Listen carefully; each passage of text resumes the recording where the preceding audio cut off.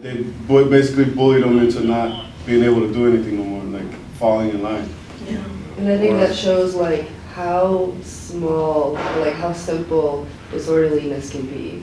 Like just by taking a knee, which is one of the most peaceful protests, people, the whole, not world, but at least the whole America erupted. Yeah. And Well, this is an Inside Out program that we have at DePaul, wherein we bring undergraduates, traditional students, alongside inside students, detained students in this case, and have a class.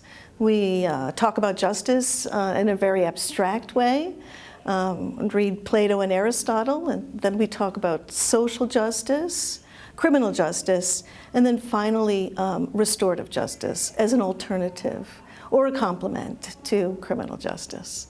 There's this idea that like if you protest, if you're out there, right? So you're not being orderly, right? So we're just going to ignore you, really. But it's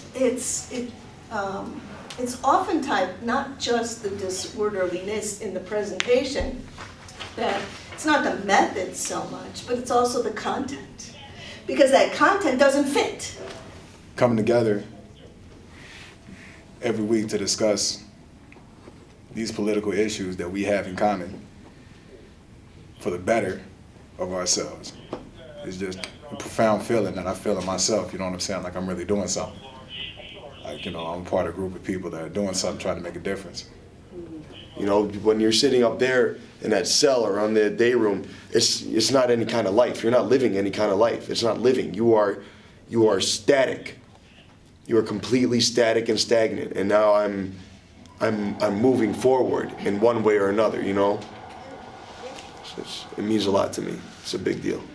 Well, it's an immersion experience for the traditional students, DePaul students, but it's beneficial in so many ways for both inside and outside students. Something, you know what I mean? Most of the time I feel like people are deemed criminals, but like nothing is actually looked at like why. It's like that myth of criminality in the sense that like it's like the idea that poor people are just lazy, or that they like being poor, or that, you know what I mean, they chose to be poor. They chose to sell drugs. Exactly. Some of the options that people do have in different urban communities and slum communities, as let's just say, don't have an opportunity.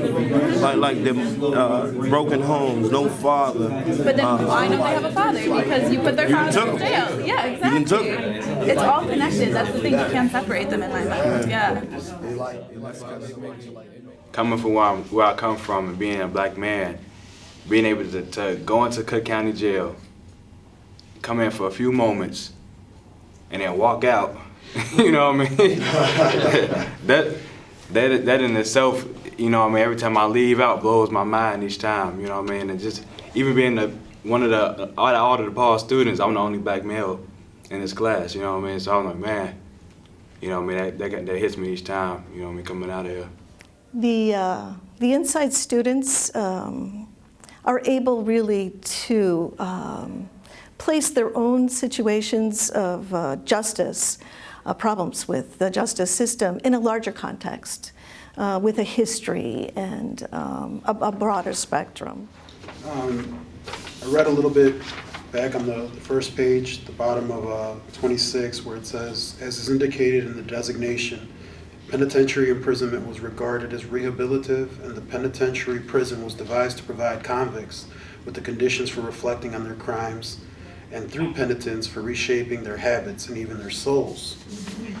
And if we use what's going on today in the Cook County Department of Corrections, there's not a lot of corrections being made. There's a select few that are used as workforce to labor, to reflect on their crimes, on their life, on things in general, but it's very slim to none. And there's the fact that the bonds sometimes for some of these criminals are held so high or no bond at all, and yet this is a pre-trial detainee. So this is someone who is not found guilty yet. This is somebody still in the court process and the trial process. Guilty. So is it really innocent until proven guilty or guilty until proven innocent? And are we rehabilitating these people when they go back out into the world and are found not guilty? If they are found not guilty, are they just to deal with the stigmatization and the traumas that they've experienced in these harsh conditions? Granted, it's not as harsh as, some people make it seem, but it's harsh. When compared to freedom and reality, it's harsh.